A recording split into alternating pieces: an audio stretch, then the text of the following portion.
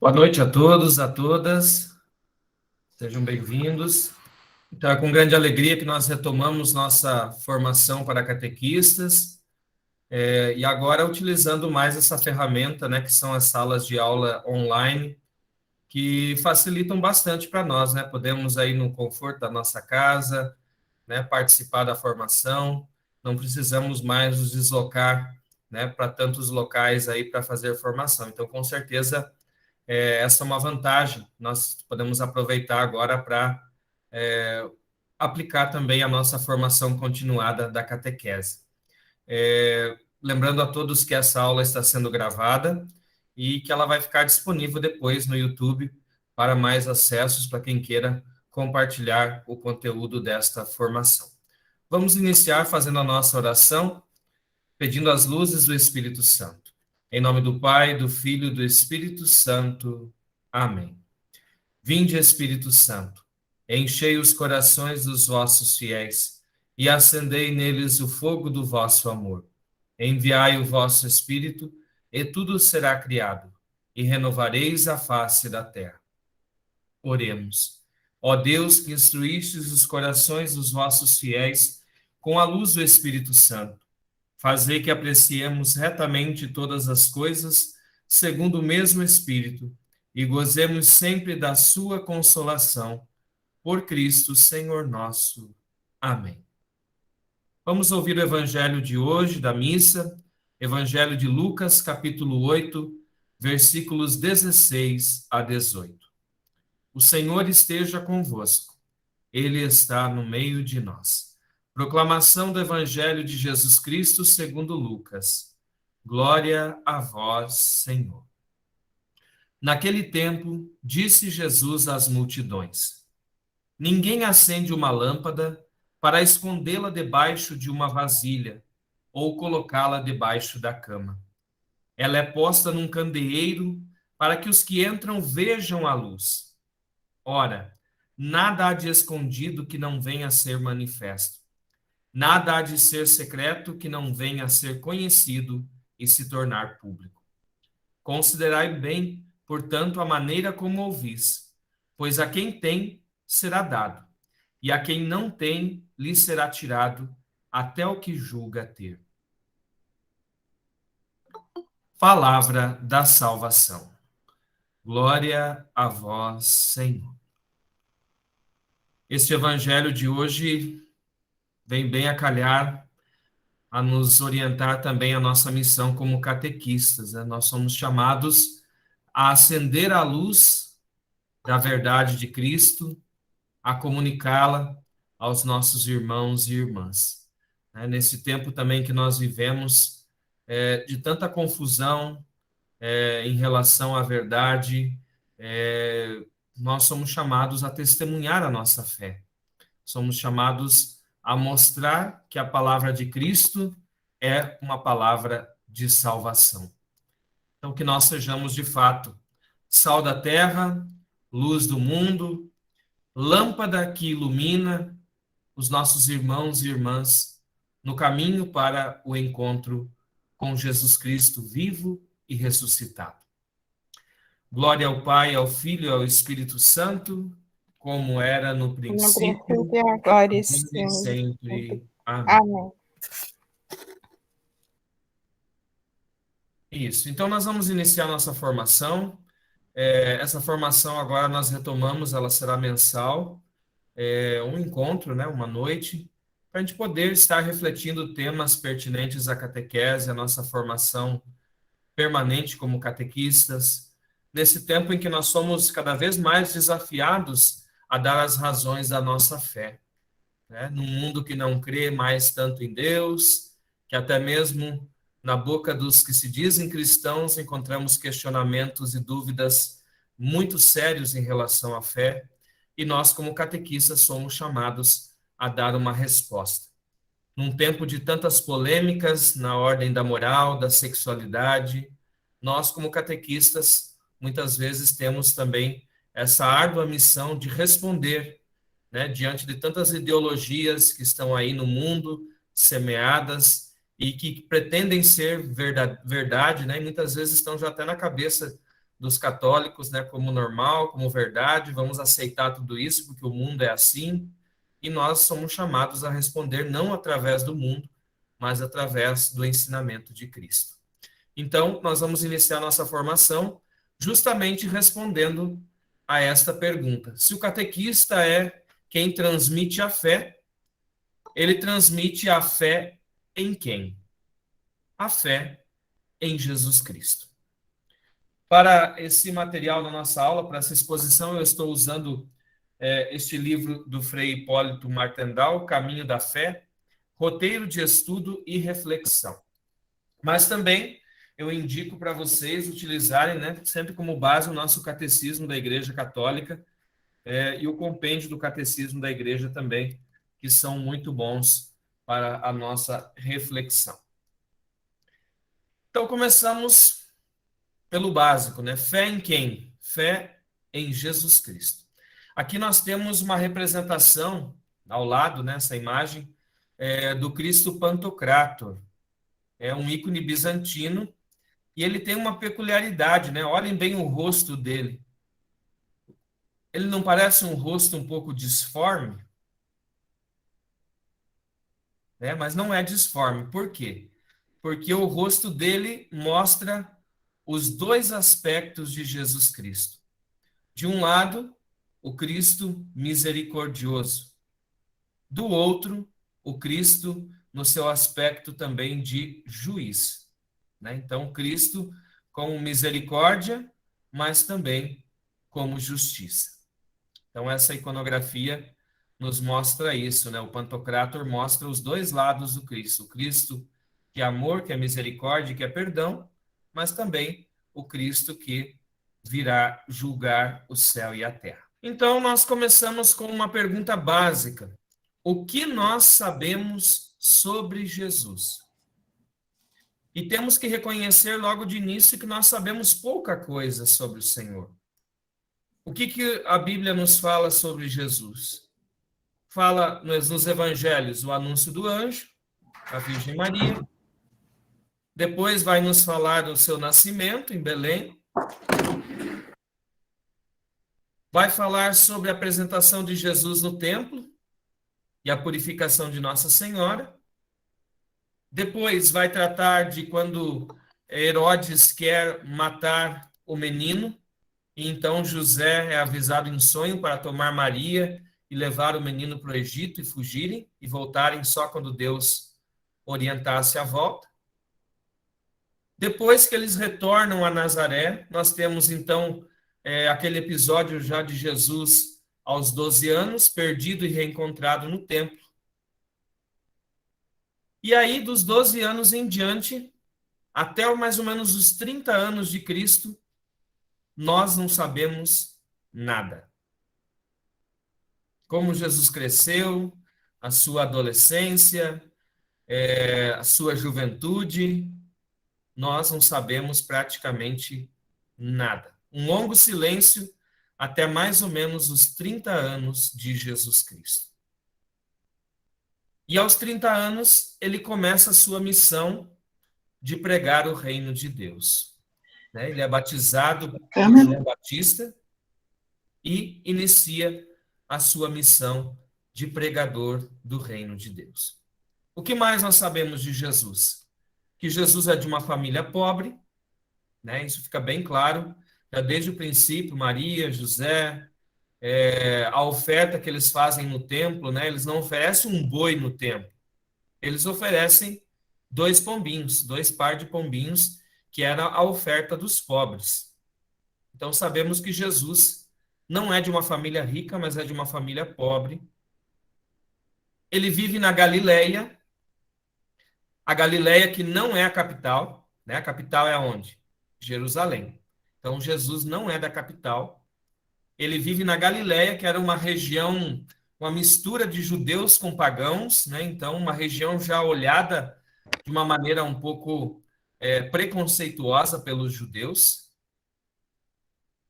e também desprezada pelos judeus puros, né? Então eles não, até a gente vai ver depois na boca de Nicodemos, né? Pode vir alguma coisa que preste da Galileia, de Nazaré, né? Então era uma região que não tinha nenhum status aos olhos, né, do povo da capital. Aqui para vocês verem, né, a região do Mar da Galileia, região muito bonita, né, lá na Terra Santa. E foi por essas bordas aqui que Jesus passou, né? Esteve aqui nesses campos, essas terras, pregando o reino de Deus.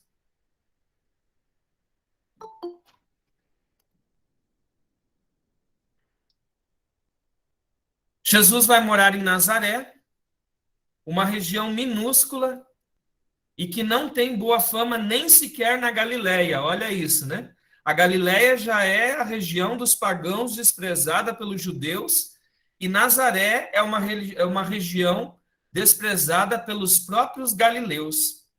Isso a gente vai ver João 7, 50 a 53, lá onde diz o seguinte. Deixa eu achar aqui. João 7, 50 a 53. No entanto, um deles, Nicodemos, o mesmo que antes já havia conversado com Jesus, disse: Será que a nossa lei julga alguém antes de ouvir ou saber o que ele fez? Eles responderam: Tu também és da Galileia? Estuda e verás que da Galileia não surge profeta. Então, é uma negação total, né, da Galileia, e de Nazaré é pior ainda. O nome Jesus é um nome, naquele tempo, um nome comum. Tanto é que ele vai ter vários desdobramentos de nome, Jesus, Josué, uma série de nomes ali, muito trocando as vogais, mas o radical do nome é sempre o mesmo. Né? Então, o nome Jesus, Deus salva, né? É o que significa o nome de Jesus, vai ser um nome comum, como José, como Maria, João, né? Os nomes assim mais populares. Jesus vai viver 3 anos como pregador, né? Nós sabemos que ele vai morrer aos 33 anos, condenado. Vai se tornar um pregador famoso, né? Por isso muita gente vai ir atrás dele, ele vai chamar a atenção, muitos o procurarão, por fé ou também por interesse. E Jesus vai suscitar, por um lado, ódio naqueles que não aceitam a sua pregação, a sua visão de Deus, o seu ensinamento, mas também em outros ele vai criar amor, e em alguns vai criar até mesmo curiosidade. Por exemplo, Herodes não acreditava em Jesus. Ele não queria se tornar cristão, mas ele queria ver os milagres, os poderes sobrenaturais que Jesus possuía. Então, Jesus vai conseguir despertar 3 tipos de reações diferentes, né? Ódio, amor e curiosidade.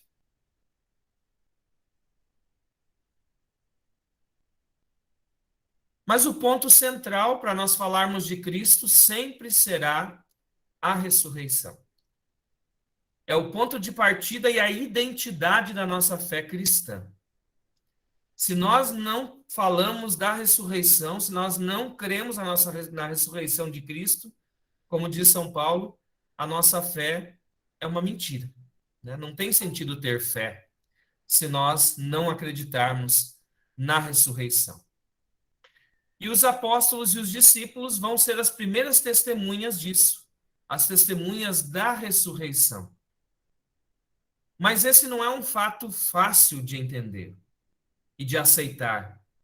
Tanto é que até hoje a humanidade se debate aí tentando compreender e viver à luz da ressurreição.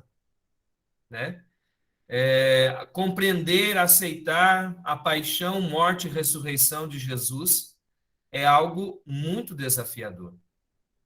Nós vimos no evangelho de ontem, né, como os discípulos não conseguem compreender e crer num Messias que vai morrer, vai sofrer, vai morrer, vai ressuscitar. Isso não entra na cabeça deles. Né? Vai ser preciso muito tempo depois da paixão, morte, Jesus ressuscitar, ir buscá-los, dar provas da sua ressurreição, que então eles vão acreditar, vão receber o Espírito Santo e vão começar a testemunhar a fé. Mas aqui um princípio é muito importante. Sem a ressurreição, a memória de Jesus teria se apagado rapidamente. Se Jesus fosse só um mártir, simplesmente alguém que pregou uma boa doutrina e por isso foi perseguido, foi morto, ele seria esquecido em pouco tempo, né? O mundo tem uma memória histórica muito curta. Agora, quando nós falamos da ressurreição de algo totalmente novo, uma dimensão nova, né, que nos mostra que a nossa vida, aqui, essa vida terrena não é o fim, a morte não é a última palavra, mas há a promessa de uma vida eterna em Deus, então sim, a ressurreição, ela passa a ser lembrada, né, já há mais de 2000 anos que esta mensagem continua a ser proclamada. Então a gente tem que guardar muito isso.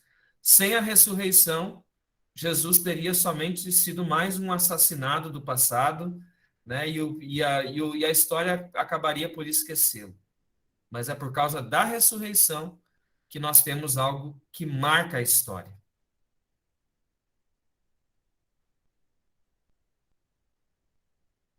E é a partir da ressurreição que surge a profissão de fé dos cristãos. Qual é o primeiro credo dos cristãos? Nós poderíamos responder, padre, é o creio dos apóstolos, né? Creio em Deus Pai Todo-Poderoso. Mas, antes de se formular esta profissão de fé, nós temos um credo muito mais simples, né? Que contém as verdades básicas para aquele que crê em Jesus. Aqui nessa iconografia, nós vemos representado, se não me engano, é o episódio dos discípulos de Emaús, em que Jesus, no momento em que ele parte o pão, os discípulos então o reconhecem. Jesus ressuscitado aparece aos 11, mas ele vai encontrar dificuldades para provar que é ressuscitado e que está ali. Quem pode procurar para nós esse texto? Lucas 24, 36 a 53. Quem encontrar, abre o áudio e começa a fazer a leitura, por favor. Enquanto ainda falavam dessas coisas, Jesus apresentou-se no meio deles e disse-lhes: A paz esteja convosco. Perturbados e espantados, pensaram estar vendo um espírito, mas eles lhes disse: Por que estáis perturbado e por que estás essas dúvidas nos vossos corações? Vede minhas mãos e meus pés, sou eu mesmo. Apalpai e vede, um espírito não tem carne nem ossos, como vedes que tenho. E dizendo isto, mostrou-lhes as mãos e os pés.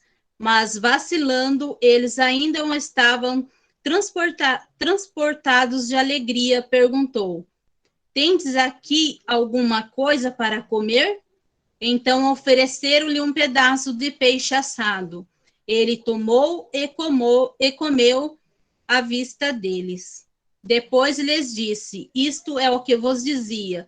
Quando ainda estava convosco, era necessário que se cumprisse tudo o que de mim está escrito a lei de Moisés, nos profetas e nos salmos. Abriu-lhes então o Espírito para que compreendesse a Escritura, dizendo: Assim é que está escrito, e assim era necessário que Cristo padecesse, mas que ressurgisse dos mortos no terceiro dia, e que em seu nome se pregasse a penitência e a remissão dos pecados, e todas as nações, começando por Jerusalém. Vós sois os testemunhos de tudo isso, e eu vos mandarei o prometido do meu Pai. Entretanto, permanecei na cidade até que sejam revestidos de força do alto.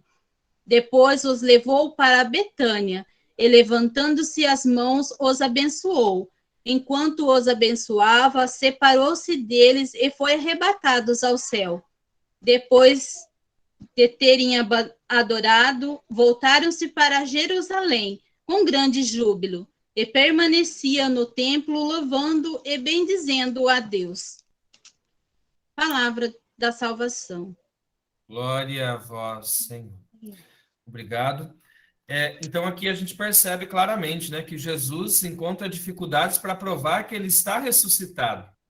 Ele mostra, né, as mãos, o lado, come com eles, mas ainda assim os discípulos têm dificuldades de compreender o mistério da ressurreição.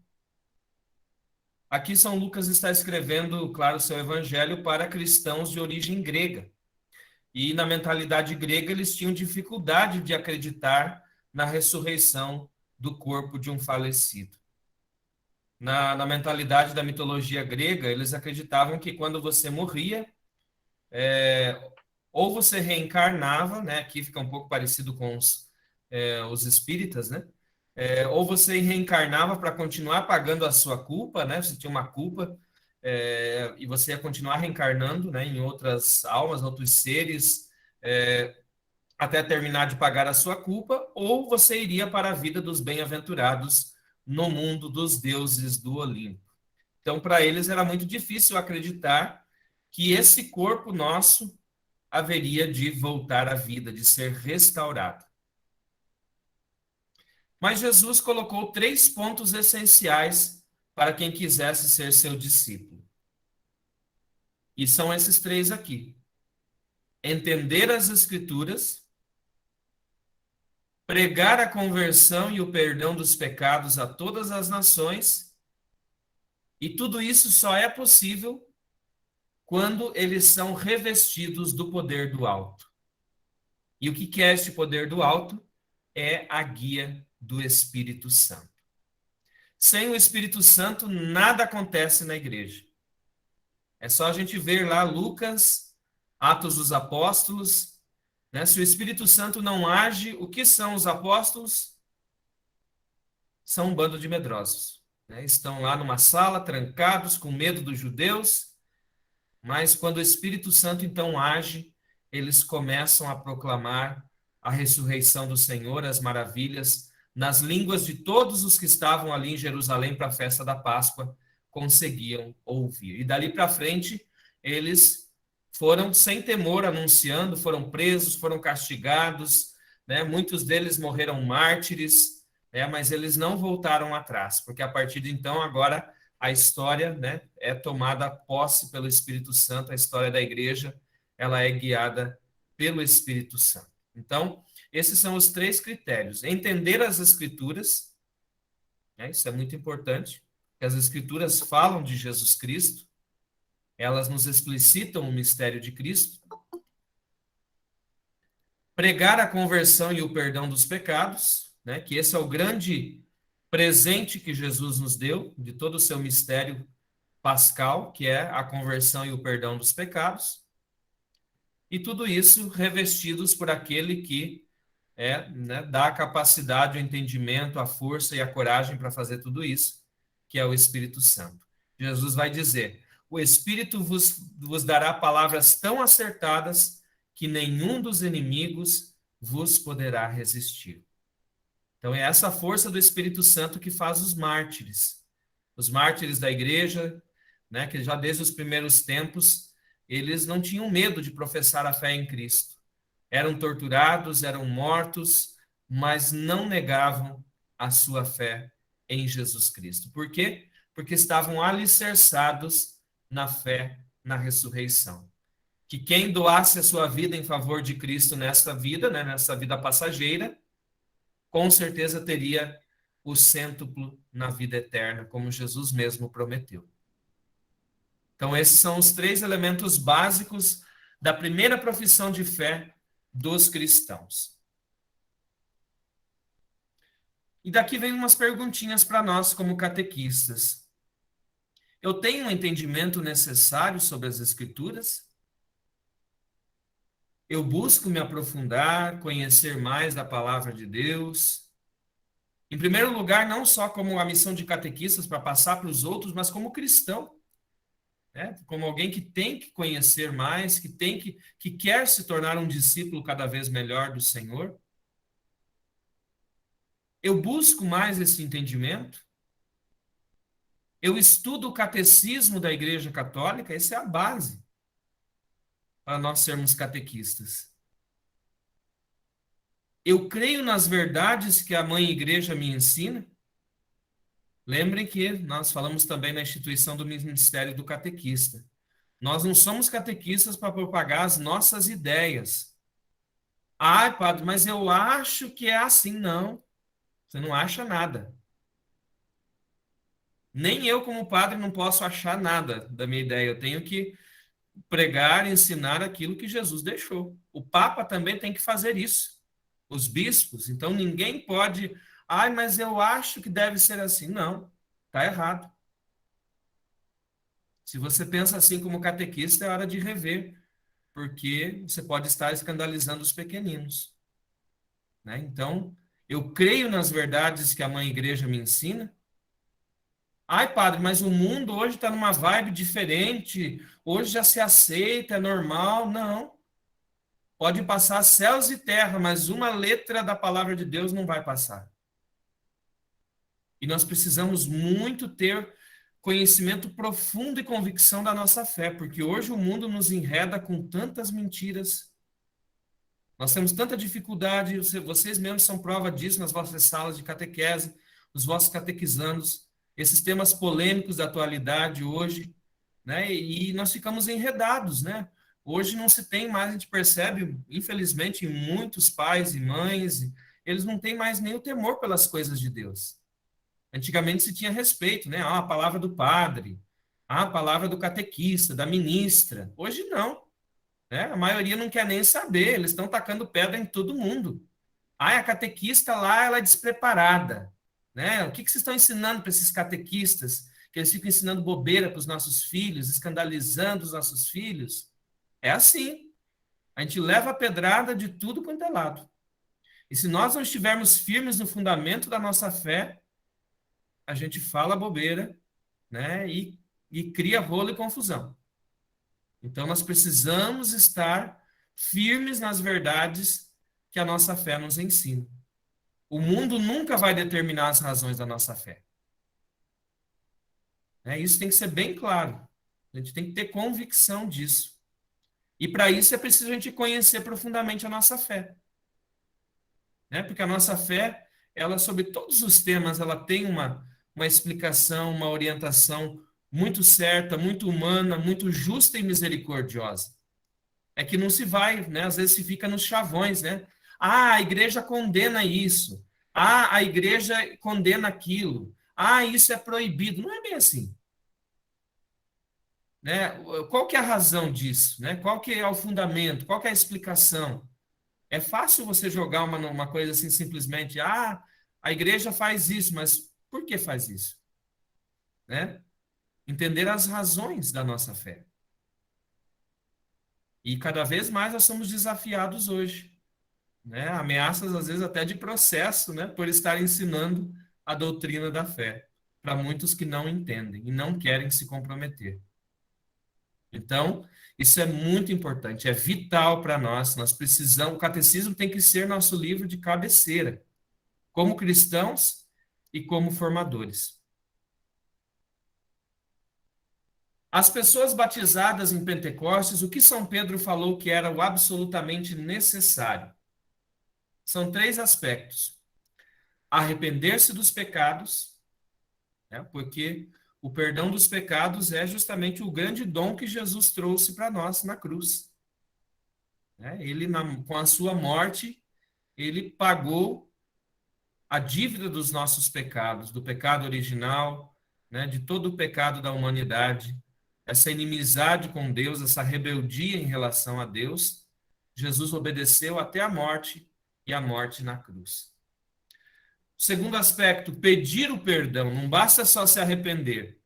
Tem que pedir o perdão, né? É um ato de humildade, um ato de reconhecimento de que nós precisamos da misericórdia de Deus. Não é à toa que na Santa Missa, logo depois do Em Nome do Pai, qual que é o primeiro ato que a gente, o segundo ato que a gente faz? É pedir o perdão a Deus.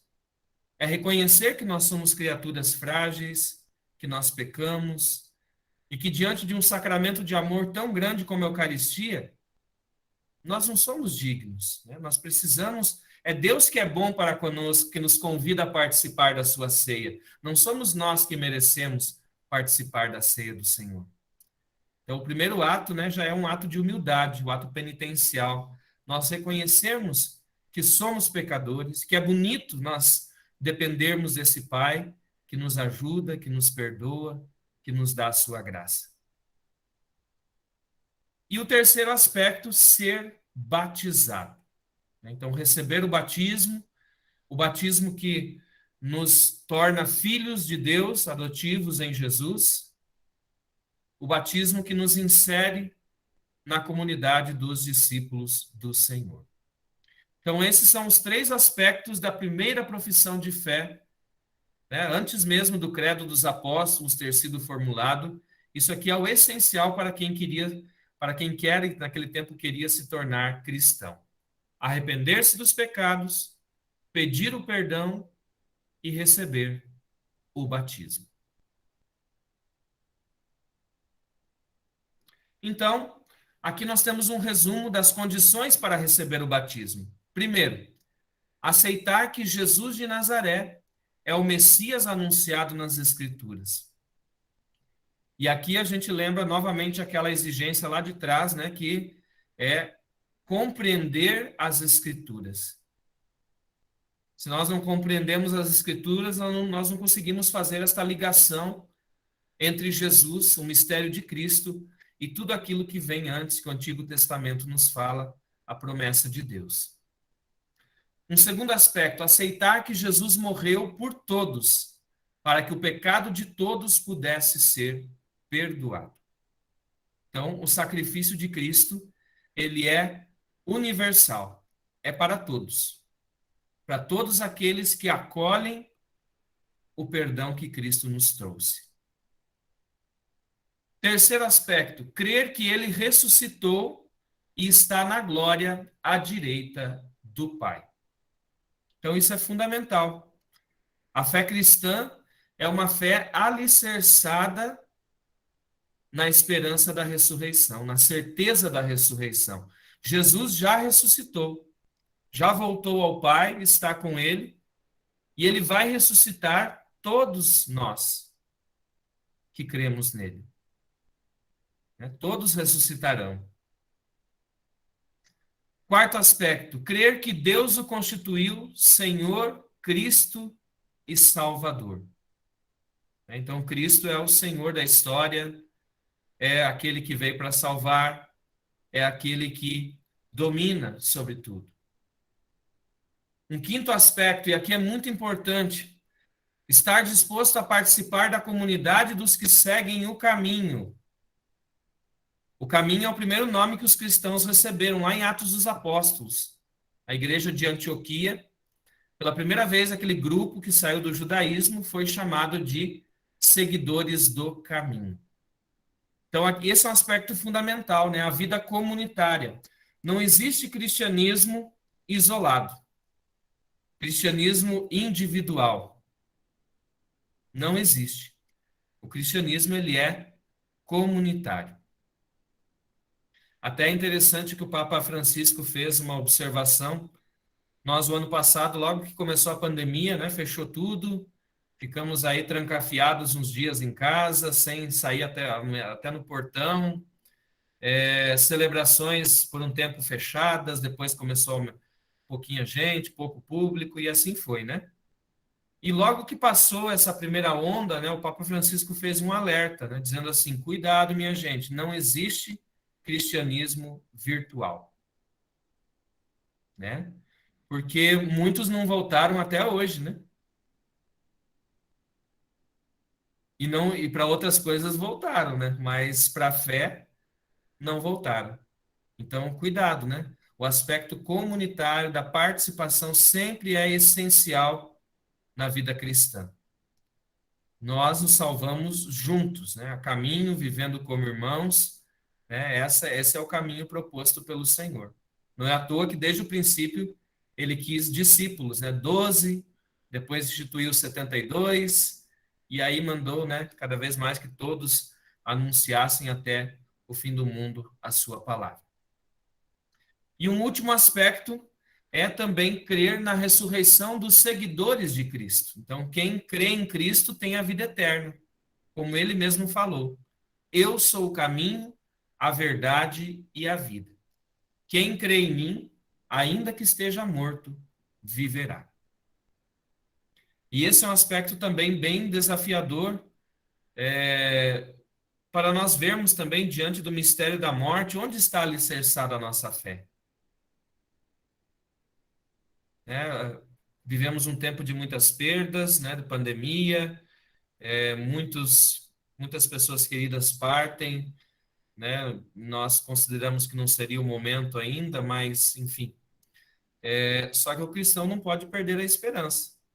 Se nós nos comportamos como pessoas que não têm esperança, nós somos iguais aos pagãos, né? Então, os santos nos ensinam, né, que o céu é a nossa morada e que essa vida é apenas uma breve passagem que nós devemos aproveitar num estado de vigilância, né? Pois não sabeis nem o dia e nem a hora, né? Então, estar preparados para que quando o Senhor voltar, ele nos encontre vigilantes e cumprindo a nossa missão, né? Então, esse é um aspecto muito importante.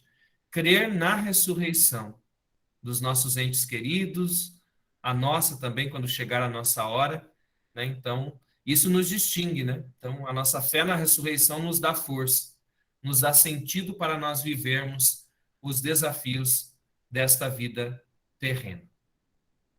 Então, são 6 aspectos, né, principais de condições para o batismo.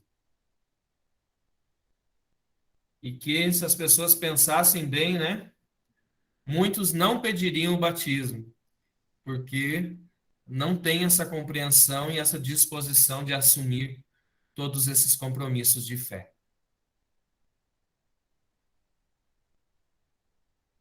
Um outro dado interessante é que nós temos, então, falamos dos evangelhos. O que são os evangelhos?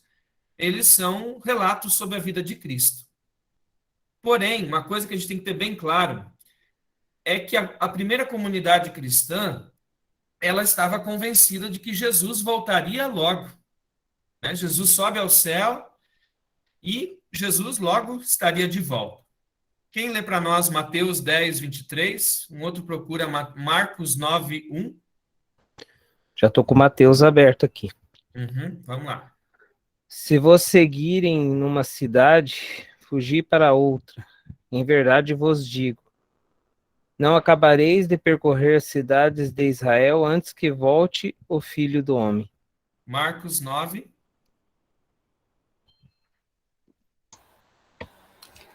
E disse-lhes, em verdade vos digo, alguns dos que estão aqui não provarão a morte, sem antes terem visto o reino de Deus chegar com poder.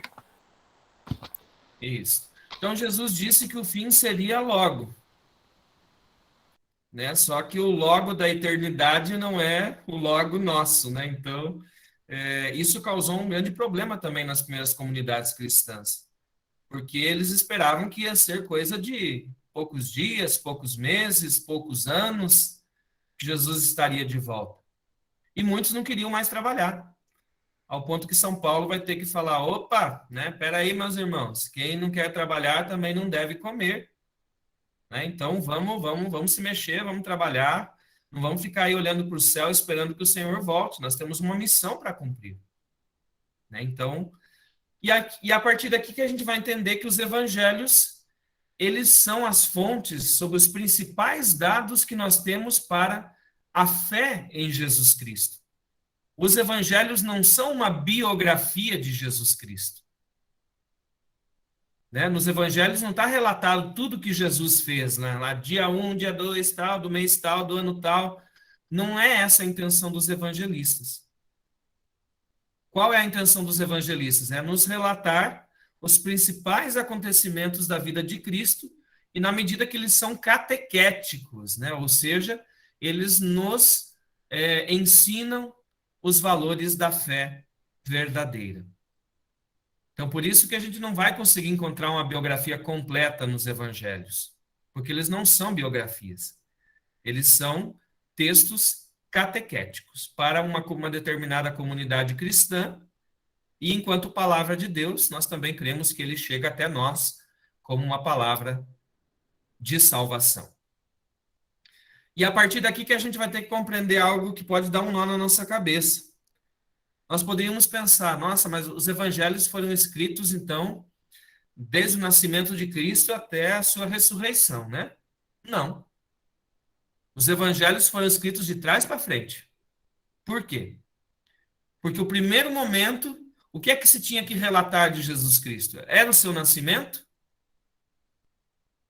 Não.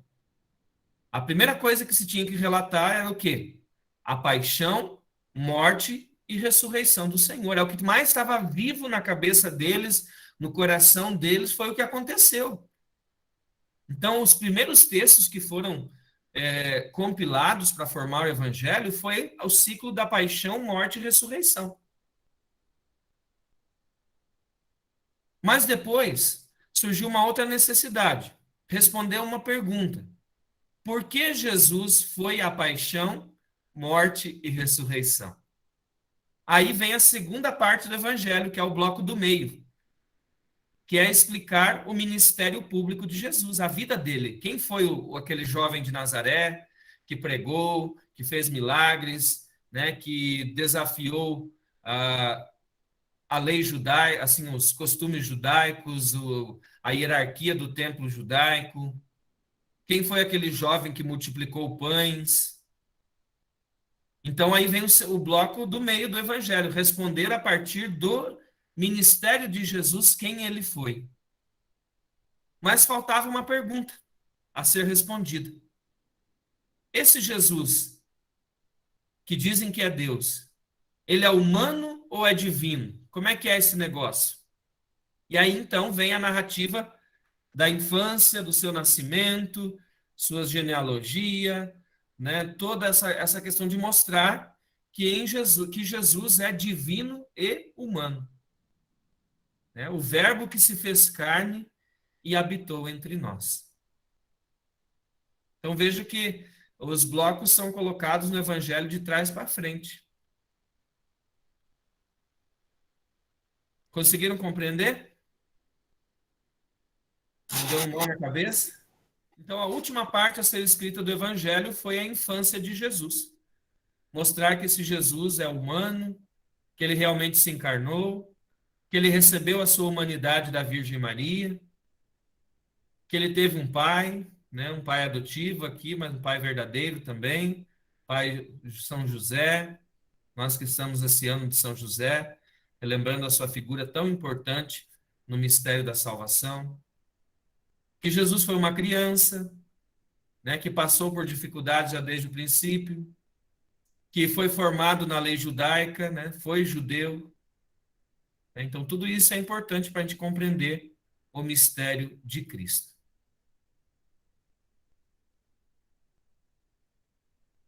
E a partir daí, nós vamos ver também um pouquinho quais nomes, quais títulos Jesus recebe na Sagrada Escritura. Aqui é importante dizer que nós queremos conhecer não tanto a figura de Jesus, né, uma foto, já tentaram fazer várias reconstruções do rosto de Cristo, né? E algumas até bem feias, mas não é isso que a gente quer saber, né? Cada época vai representar Jesus da sua maneira, né? Então, Jesus medieval vai ser de um jeito, o Jesus do Iluminismo, do Renascimento vai ser de outro, as diferentes etnias, né? Então, cada um vai representar o Jesus japonês, o Jesus africano, o Jesus alemão, o Jesus, enfim, cada um a sua raça, a sua nação. Então, cada um vai tentar retratar a sua figura, né, ao seu modo, né, como alguém que assume a condição humana plenamente. Mas nós queremos conhecer, então, a personalidade de Jesus. Qual é o rosto humano de Jesus? E começamos pelo seu nome. O nome, né, sempre na Bíblia, ele tem uma função muito importante. O nome, ele designa a essência da pessoa e a missão que a pessoa tem neste mundo. Então, a gente tem que ter cuidado, né? Ao escolher nomes para os nossos filhos, né? É um conselho bíblico, né? Os nomes, eles têm um significado muito profundo, né? Então, vale a pena a gente procurar conhecer. E o nome de Jesus, eu já falei para vocês, significa Deus salva. E nos evangelhos a gente vai ver bem claro, né? Colocar o nome de Jesus, por quê? Porque Deus vai salvar o seu povo dos seus pecados. Então, Jesus vai até o fim cumprir esta missão que o seu nome carrega. Mas também Jesus vai ser conhecido como mestre, né? Alguns vão chamá-lo de mestre, de rabi, que em hebraico também significa mestre. Alguns vão chamá-lo de doutor. Alguns vão dizer que Jesus é profeta.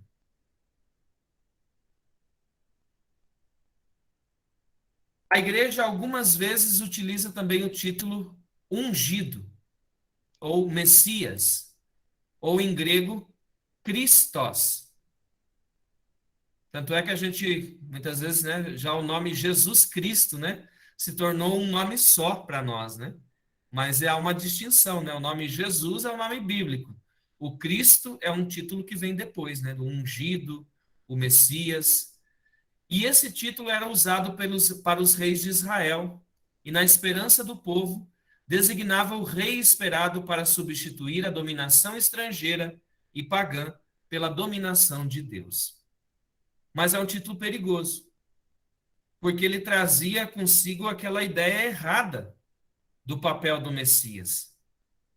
Né? Para ele trazia a ideia de um Messias guerreiro, de um Messias que ia se tornar rei, o Messias que vinha para acabar com os inimigos.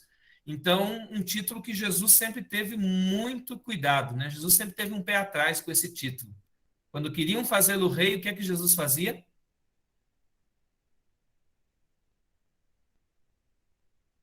Ia embora, né? Jesus dava no pé. Quando ele percebia que a coisa tinham perdido a noção, queriam torná-lo rei, proclamá-lo rei, Jesus fugia. E até no seu processo, lá quando Pilatos vai perguntá-lo, né? Então tu és rei? Jesus vai responder: tu o dizes, eu sou rei, mas o meu reino não é deste mundo. Então, a realeza de Jesus não se confunde com a maneira como o ser humano entende o papel e a figura de um rei. Jesus preferia, para se designar como Messias, um termo bem estranho, misterioso, chamado de Filho do Homem, tirado do profeta Daniel. Vamos dar uma olhadinha lá? Daniel 7, 11 a 14. Vamos achar o profeta Daniel.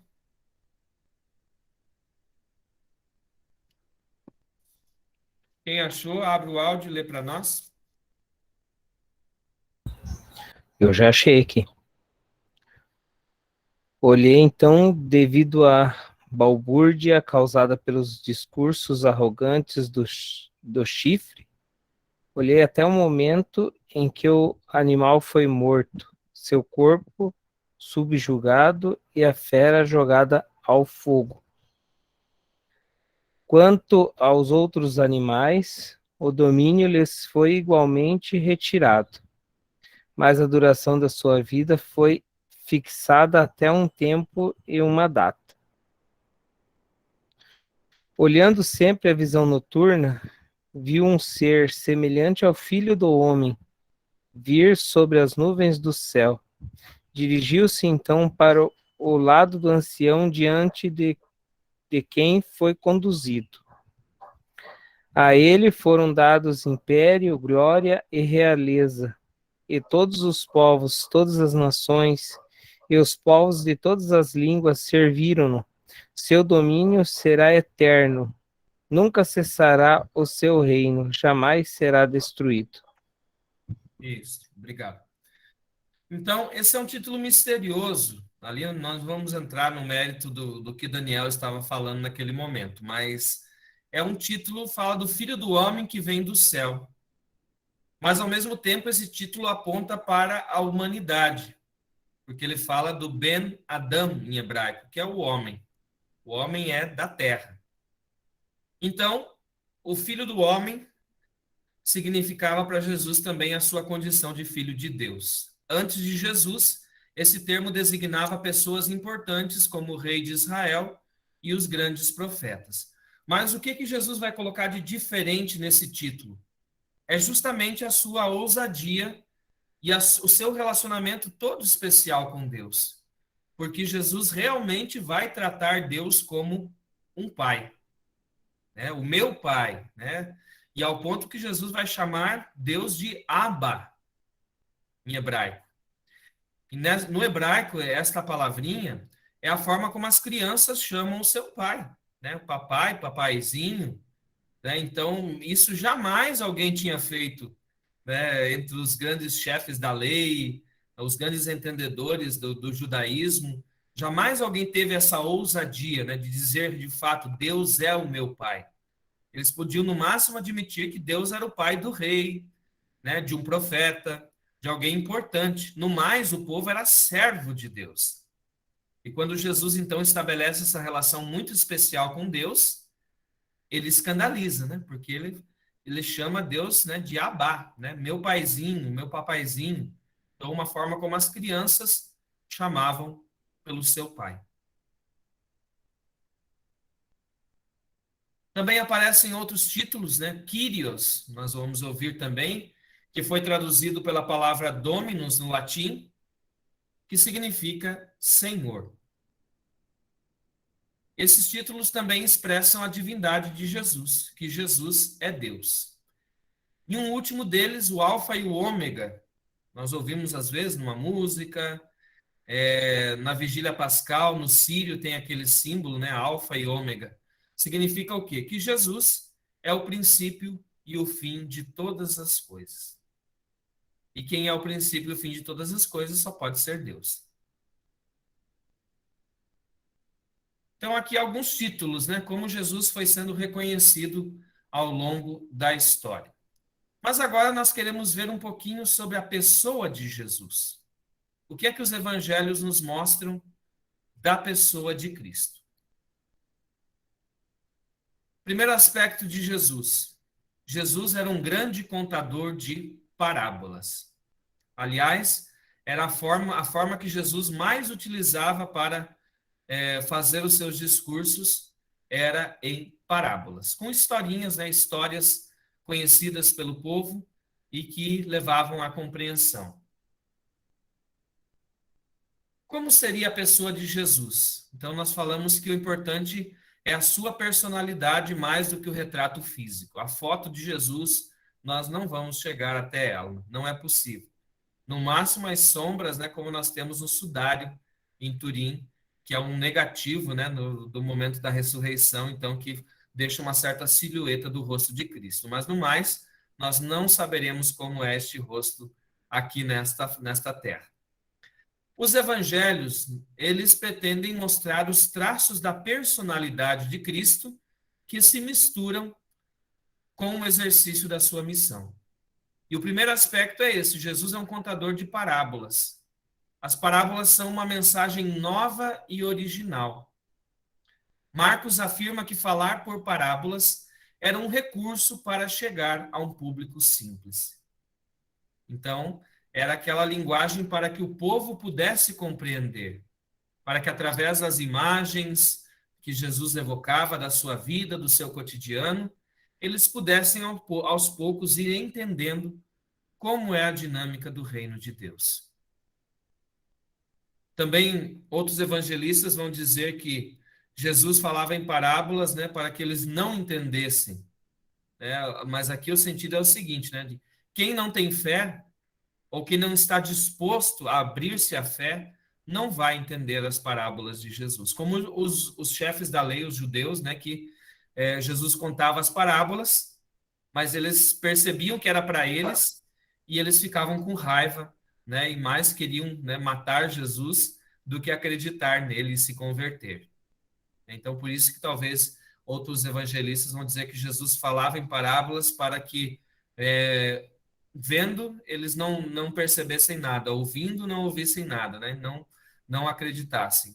Porque é justamente isso, né, quando a pessoa não está disposta a abrir-se à fé, elas não conseguem, a pessoa não consegue compreender a parábola de Jesus. E até mesmo se torna contrária ao que ela expressa. E aqui vem uma perguntinha, né? Nós podemos abrir o áudio e responder também, né? Interagir um pouquinho. Quantas parábolas nós conhecemos? Nós já paramos para pensar o que elas significam? Vamos lá, vamos falar as parábolas aí. Quais que vocês lembram? Não pode colar, hein? Não é para abrir a Bíblia e ficar procurando. O filho pródigo. Filho pródigo, ótimo. Semeador. Semeador. O joio e o trigo. Joio e o trigo, ótimo.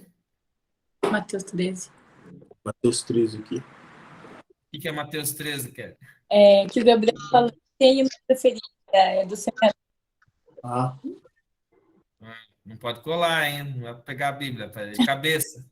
Ele sabe, ele decorou essa. Que mais que vocês lembram de parábolas? A moeda perdida. Moeda perdida. A moeda escondida. Sim. tesouro enterrado. Uma bem famosa. O Bom Samaritano. Bom Samaritano, ótimo. Tem uma outra também que é bem famosa. Os tesouros, isso?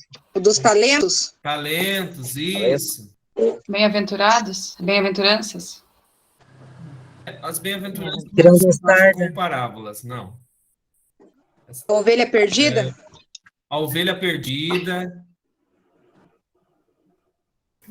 Teve um ali Tem que outras- falou da mostarda também, é uma bem Grão boa. de Grão de mostarda. mostarda, ótimo. O tesouro no campo. Tesouro no campo, né? Quem encontra um tesouro vai lá, vende tudo que tem para comprar o campo. Uhum.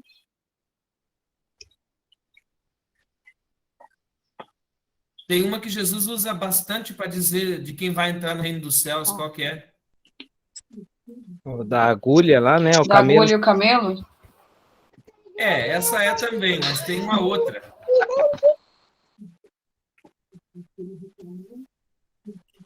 A das núpcias, né? O noivo que... É das lâmpadas das virgens. Isso, a lâmpada das virgens, elas estão esperando de madrugada, e aí o Isso. noivo vem, leva as prudentes, né? E daí começa a festa e assim vai, né? Isso. Também para que ser tão tarde, né? Precisava ser de madrugada. Esse noivo é baladeiro, né?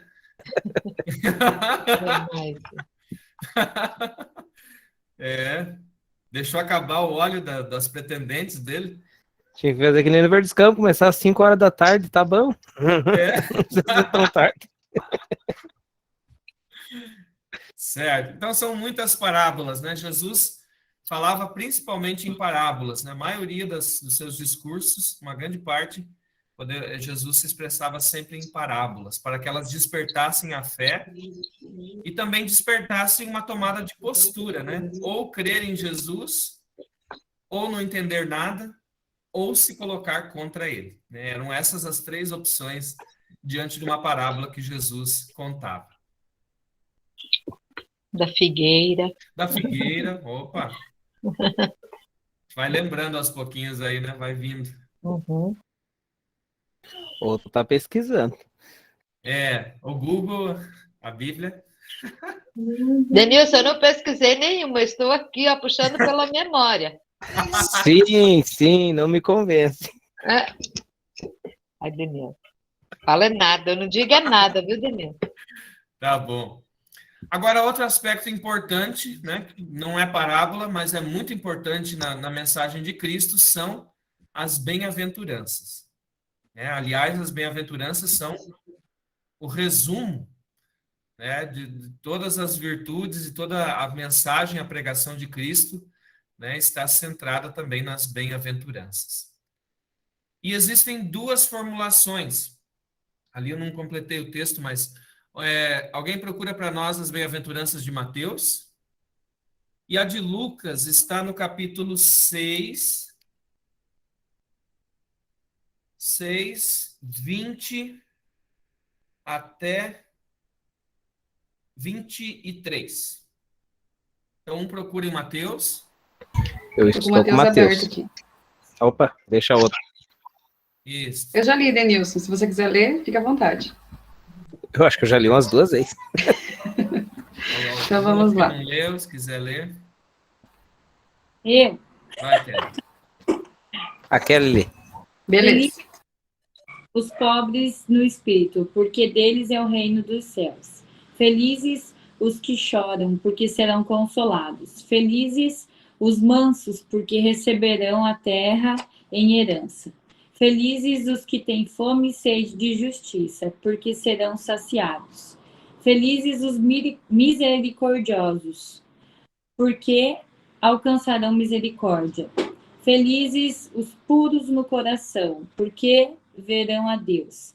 Felizes os que promovem a paz, porque serão chamados filhos de Deus.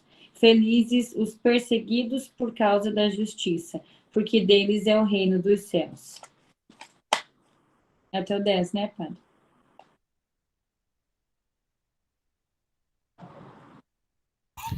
Qual que é o de Lucas para mim achar aqui, padre?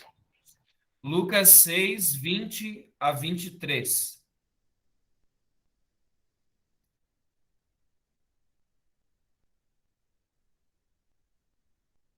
Vamos lá, quem achou o texto de Lucas, pode abrir o áudio e ler. Eu posso ler. Vamos lá, Fátima. Levantando os olhos para os discípulos, Jesus disse: Felizes de vocês, os pobres, porque o reino de Deus lhes pertence. Felizes de vocês que agora têm fome, porque serão saciados. Felizes de vocês que agora choram, porque hão de rir. Felizes de vocês se os homens os odeiam, se os expulsam, os insultam e amaldiçoam o nome de vocês por causa do Filho do Homem.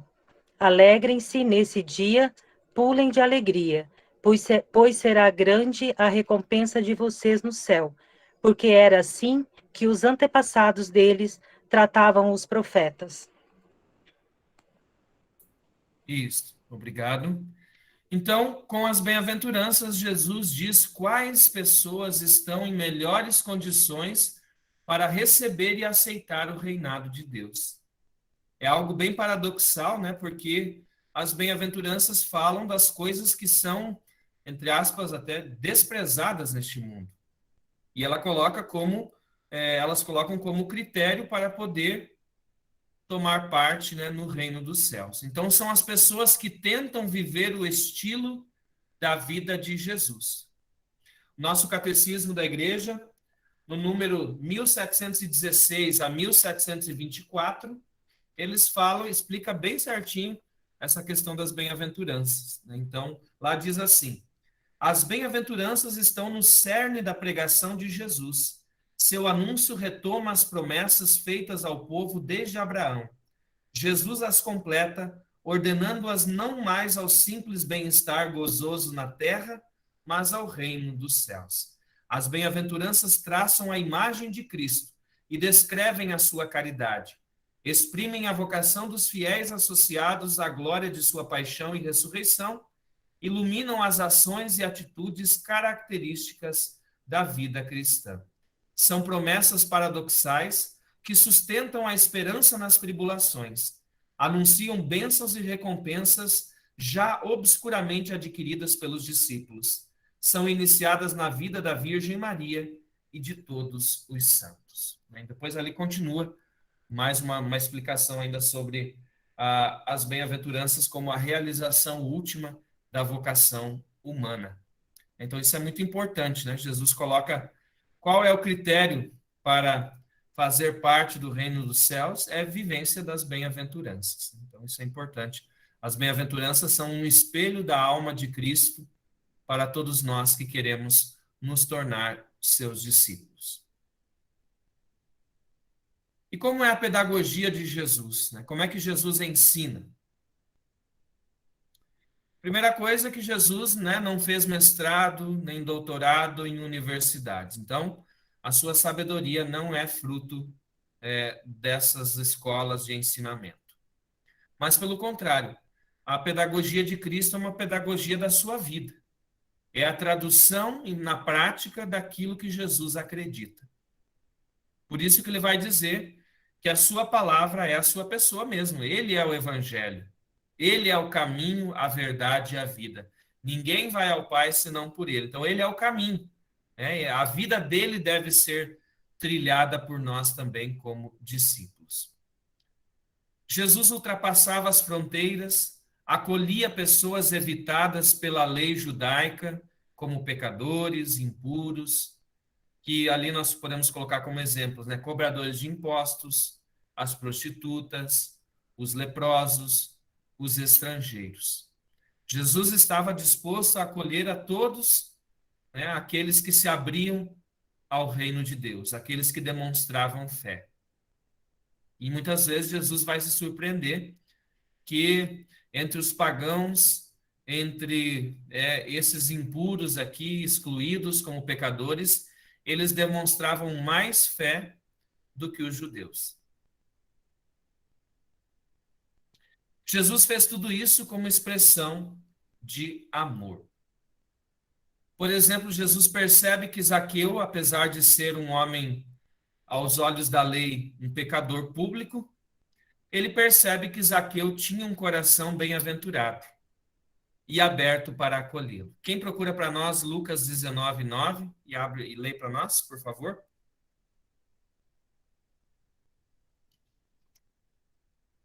Posso ler? Isso. Jesus lhe disse: Hoje aconteceu a salvação para esta casa, porque também este é o filho de Abraão. Isso. Então veja que bonito, né? Jesus proclama uma bem-aventurança para Zaqueu. Enquanto a gente esperaria que um judeu piedoso, zeloso, não, um pecador, que estava lá no alto da árvore esperando ver Jesus, e Jesus então proclama que a salvação entrou na sua casa. E a partir dali, Zaqueu mudou de vida, ele queria mudar de vida já. E ele então promete, entregar, se ele roubou alguém, ele ia devolver em dobro, enfim. A salvação entra na vida de Zaqueu. Zaqueu se torna um bem-aventurado. Também Jesus acolhe o arrependimento de uma prostituta que chorou aos seus pés, beijou-os e os ungiu. Quem lê para nós Lucas 7:48? Gabriel. Vai lá. Em seguida disse a mulher: Teus pecados estão perdoados. Isso. Então aqui Jesus acolhe uma mulher tida como pecadora pública, ele dá a ela a oportunidade de se restabelecer, de se converter, de mudar. Em outro episódio lá também, todo mundo quer apedrejar a pecadora, e Jesus fala então, quem não tiver nenhum pecado, atire a primeira pedra. E todo mundo vai embora, porque todos reconheceram que tinham pecados. E Jesus diz para ela, ninguém te condenou, nem eu te condeno. Vá e não peques mais. Jesus sabe ser misericordioso, mas ao mesmo tempo convida aquela mulher a uma verdadeira mudança em sua vida. Jesus também questionou a mentalidade fixista dos judeus em relação ao sábado, o sábado como um dia consagrado ao Senhor, mas que Jesus não entendia por que no sábado não se podia ter misericórdia e ajudar o próximo. Então temos lá em Marcos 2:27 e 28. Quem lê para nós? E acrescentou: O sábado foi feito para o homem, e não o homem para o sábado. Deste modo, o Filho do Homem é o Senhor, também do sábado. Isso. Então, o dia santificado é um dia para se fazer o bem também. É claro que a preocupação do sábado era um dia para mostrar o caráter da liberdade dos filhos de Deus, que não eram escravos, como eram no Egito, enfim. Mas, infelizmente, os chefes da lei acabaram manipulando o sábado. Então, quando era para o interesse deles, era permitido violar o sábado. Por exemplo, se um boi, de um animal lá, uma pessoa caísse num buraco, ele podia, então, romper o mandamento do sábado e ir lá salvar o seu boi. Mas é aí um irmão, uma irmã que há 30, 40 anos sofrendo, né, não poderia ser curado num dia de sábado, né? Então, Jesus questiona essa mentalidade fixista e até mesmo desumana, né, que valorizavam as suas coisas, seus objetos pessoais, seus animais, mas não se alegravam por um irmão que era libertado do mal que vivia há tanto tempo. Jesus também ensina com os seus milagres, mas atua com simplicidade e discrição. São sinais em que o mais importante é perceber a ação de Deus e se comprometer com Ele. Os milagres visam, portanto, a transformação da pessoa, de maneira a conduzi-la a conquistar sua autonomia e liberdade, bem como estabelecer a harmonia consigo mesma, com o próximo e com Deus. E isso é muito importante a gente ter claro, né? Eu sempre bato nessa tecla também nas homilias, que nós vivemos um tempo ainda de muita busca interesseira por milagres, mas de muito pouca conversão. Nós queremos que Deus resolva as nossas coisas, que, os nossos problemas, nossas necessidades, mas nós nos comprometermos com Ele, com o seu projeto, muitas vezes isso acaba falhando e muito. Então, os milagres, o milagre só é verdadeiro quando ele conduz à fé. No mais, pode ser uma cura, uma graça, um favor, mas o milagre verdadeiro é aquele que realmente leva a pessoa a uma mudança de vida, a se comprometer com os valores do reino dos céus. E aqui tem uma representação, de Jesus curando um enfermo. Claro que não é do tempo dos judeus, Isso aqui já é uma representação do tempo do Renascimento, do Iluminismo, Mas mostra um pouquinho, da sensibilidade dos artistas em retratar a misericórdia de Cristo para com os enfermos.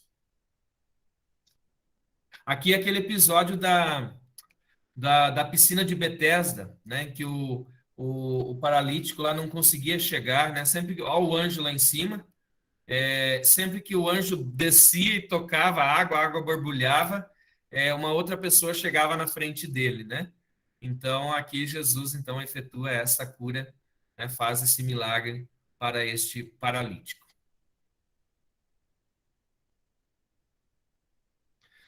E ainda um pouquinho mais nós refletirmos sobre fé e milagres.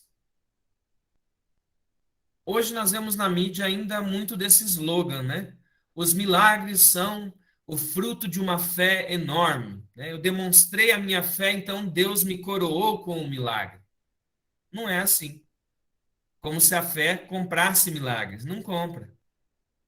É errado.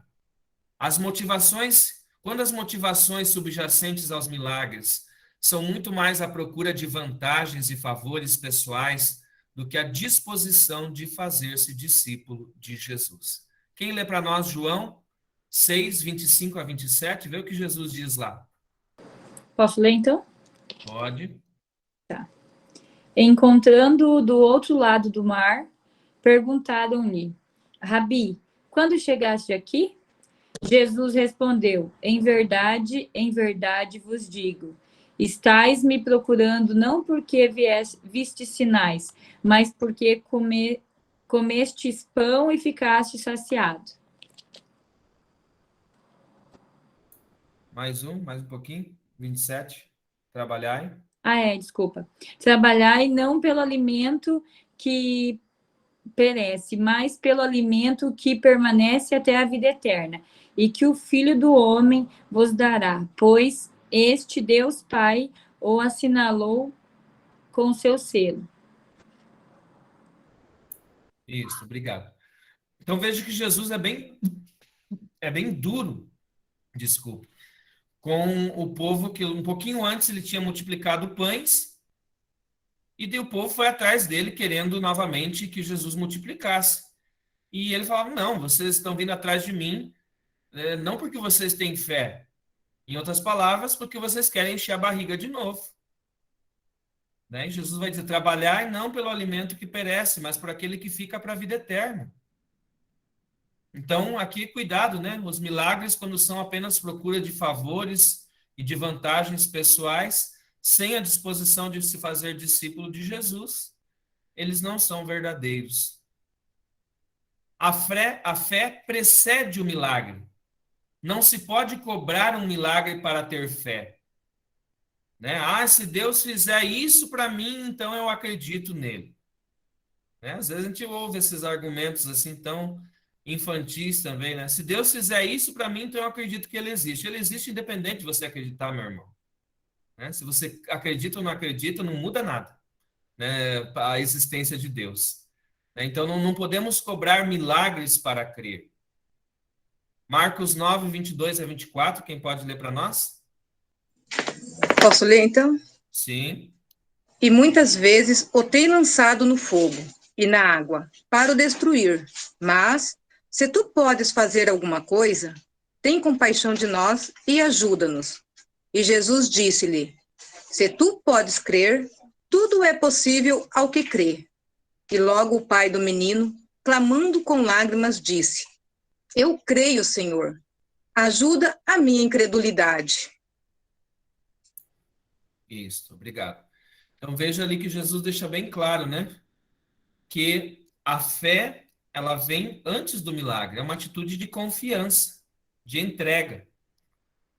Até mesmo se a gente for ver, né, nas tentações, o diabo tenta Jesus de que maneira?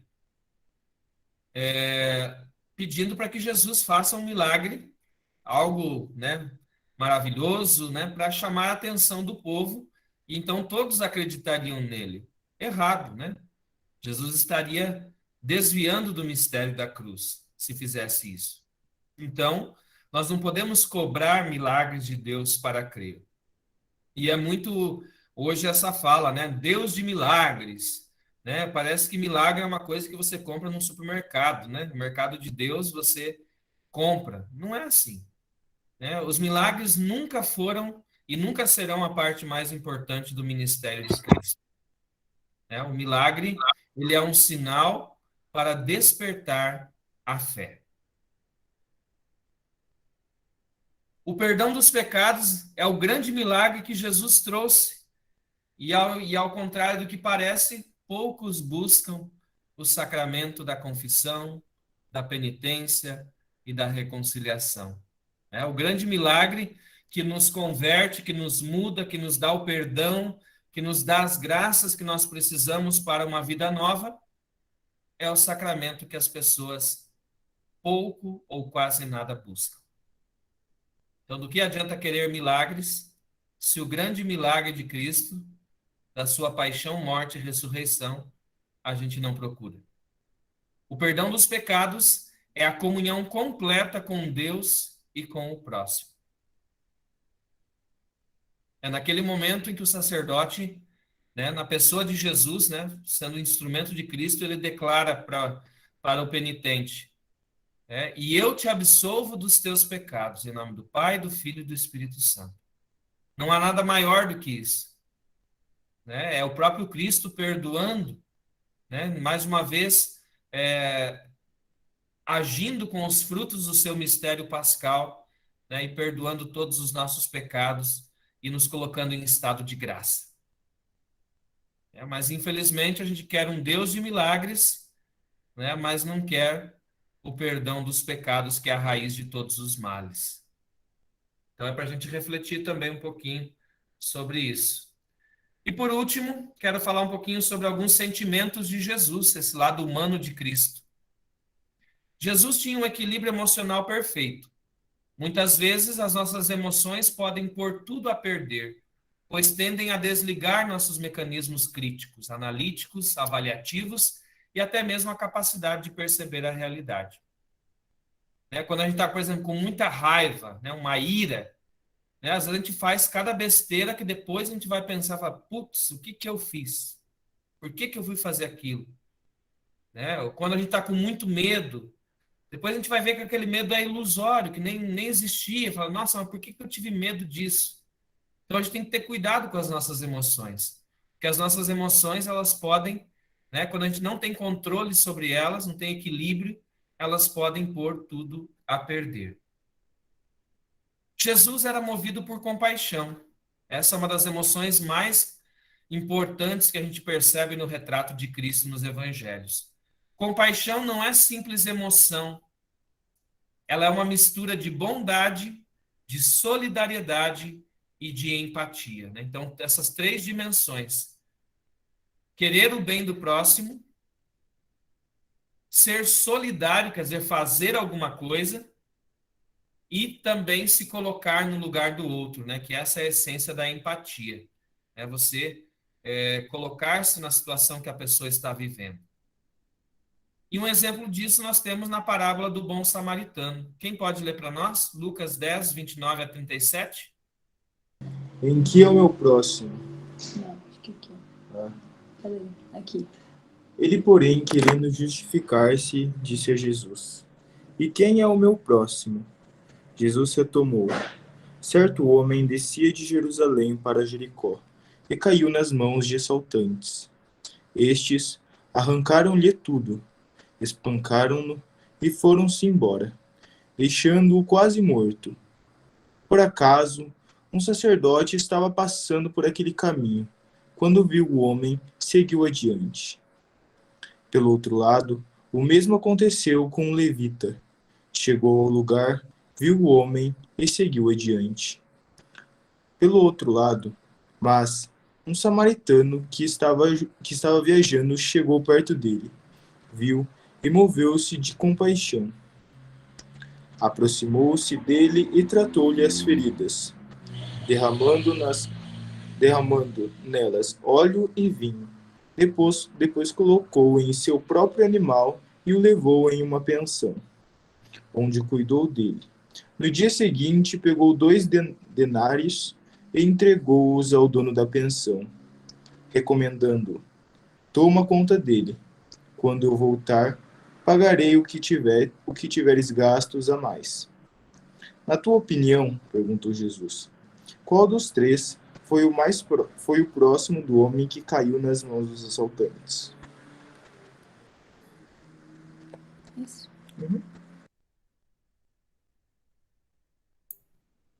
Mais um. Ele respondeu. É mal de família. Ele respondeu aquele que usou de misericórdia para com ele. Então Jesus lhe disse: Vai e faze tu a mesma coisa.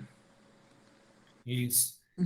Então aqui Jesus mostra, né, que não é aquele que sabe mais da lei de Deus, não é aquele que muitas vezes serve no templo, mas é aquele que demonstra uma misericórdia concreta, né, o próximo daquele samaritano que estava, daquele judeu que estava sofrendo, né, e o samaritano que era desprezado pelos judeus foi o que demonstrou misericórdia verdadeira. Jesus também se comove pelo sofrimento da multidão. Depois vocês podem olhar o texto, nós estamos com o tempo um pouquinho adiantado.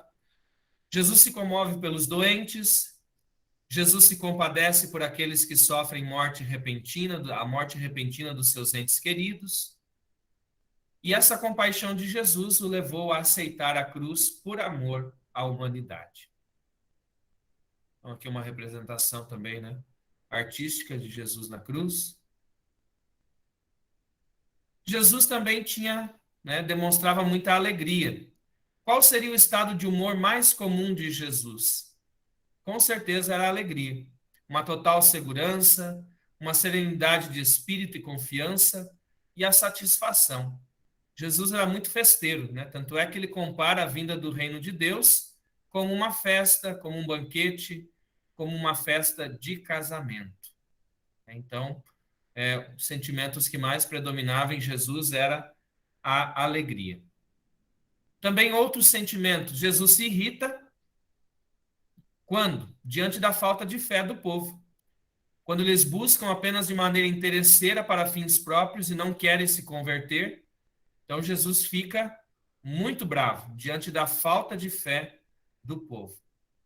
Jesus também tem ternura, ele recebe as crianças. Evangelho de ontem, né? Jesus abraça a criança e diz que quem quiser entrar para o reino dos céus deve ser como elas. Jesus vê o jovem rico com amor. Ele tem uma profunda amizade com Marta, Maria e Lázaro. Jesus também sente tristeza e angústia diante da morte de Lázaro. Jesus se sente angustiado quando sabe que a sua hora chegou no Jardim das Oliveiras. E essa angústia se transforma até mesmo numa sensação de que Deus o abandonou. Jesus, nesse momento, ele não perde a sua esperança no Pai, mas ele se entrega totalmente. Ele não se revolta com o Pai, mas ele se doa totalmente, mesmo diante do silêncio de Deus, naquele momento angustiante. E uma tarefinha, né, para a gente fazer o nosso estudo pessoal, né? Nós falamos sobre quem é Jesus Cristo, né? Então, vão lendo, né, aos poucos em casa, aí, ó, o Catecismo da Igreja, do número 422 ao 682, vai tratar dessa questão bem pormenorizadamente, com mais temas, mais explicações. Quem é Jesus Cristo? Então, vão lendo. É importante a gente ler o nosso catecismo, ler uma lição por dia. É rapidinho, coisa de 5, 10 minutos você lê um parágrafo ali, um capítulo, né? Então, é importante a gente ir se embasando também para podermos dar razões da nossa fé. Algum comentário, alguma pergunta? Depois eu posso mandar esse material para vocês também no grupo do WhatsApp, eu mando em PDF, tá bom?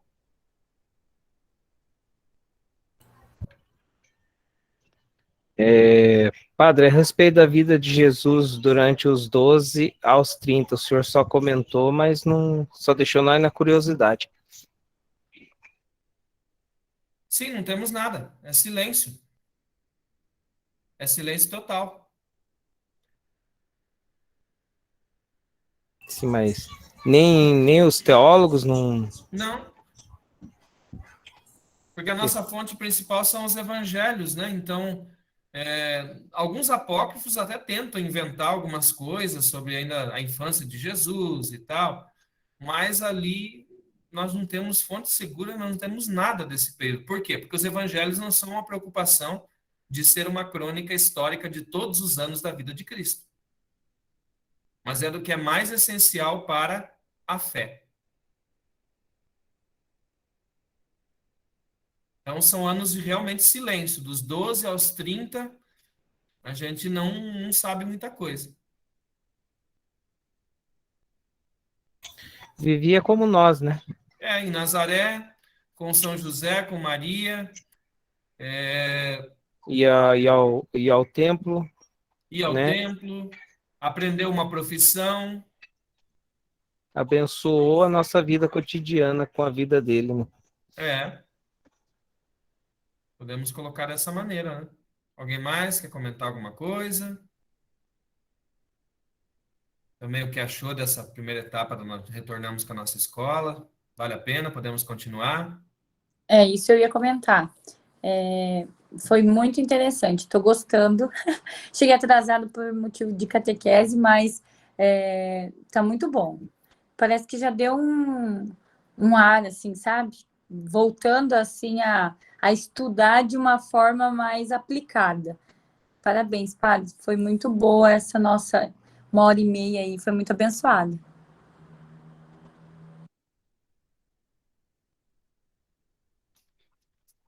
O nosso próximo encontro, já para vocês irem anotando, a gente vai avisar, né? Mas vai ser dia 25 de outubro, uma segunda-feira, também das 8 às 9h30, então, nosso encontro online. Fiquei muito contente que hoje 27 catequistas participaram, né?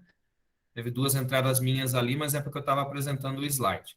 Mas muito bom, né? A gente fica contente, né? Assim, todos que participaram conosco aí.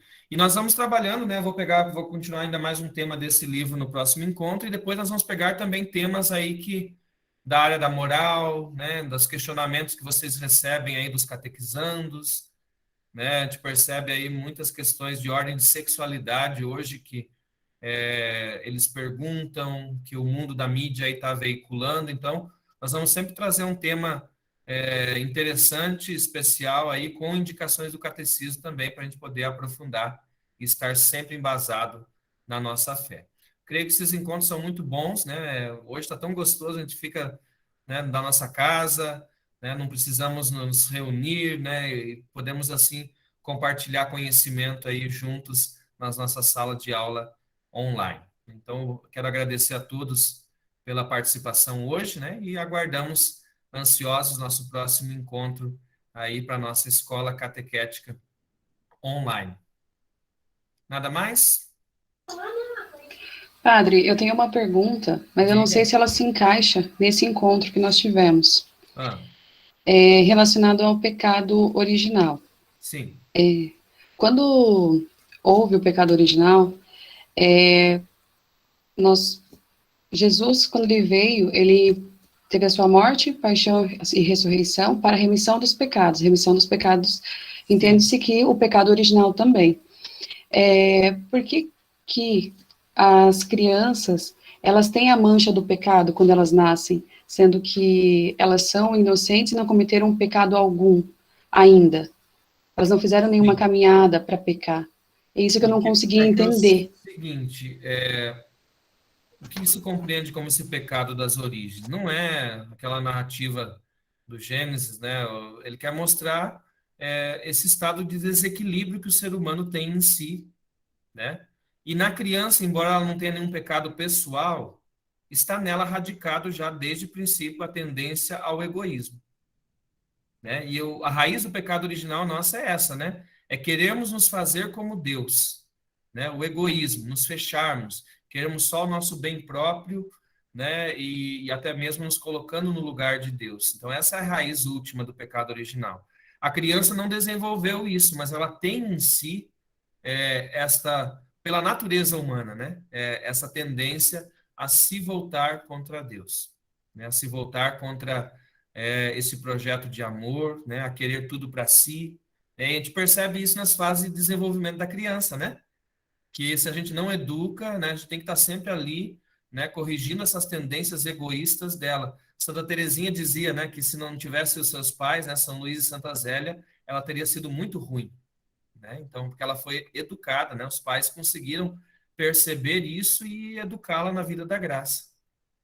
Então, acho que não sei se eu consegui te explicar um pouco, mas acho que por esse exemplo a gente consegue entender melhor do que ficar naquela doutrina, né? Simplesmente de comer maçã, disso e daquilo, né? Então, é um pouco essa a raiz do pecado original. A tendência do ser humano de se fechar a Deus e ao próximo.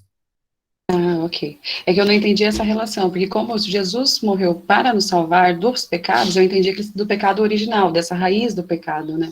Então, no meu entendimento, eu achava que a criança não teria pecado, digamos, quando nascesse, né? Aí ela desenvolveria ao longo da sua caminhada. Pessoal ela não tem, porque ela não fez, mas ela já tem essa raiz dentro dela, né? Podemos entender assim. Muito obrigada, padre. Nada. Ótimo, gente. Quero agradecer a vocês. Vamos fazer uma oração encerrando esse nosso encontro. Aí vou mandar também para vocês em PDF depois o material desses slides para vocês terem.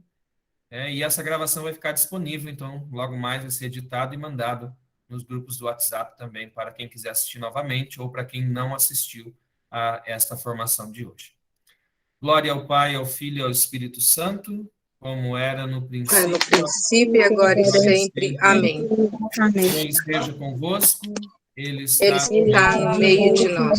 Abençoe-vos, Deus Todo-Poderoso, em nome do Pai, do Filho, do Espírito Santo.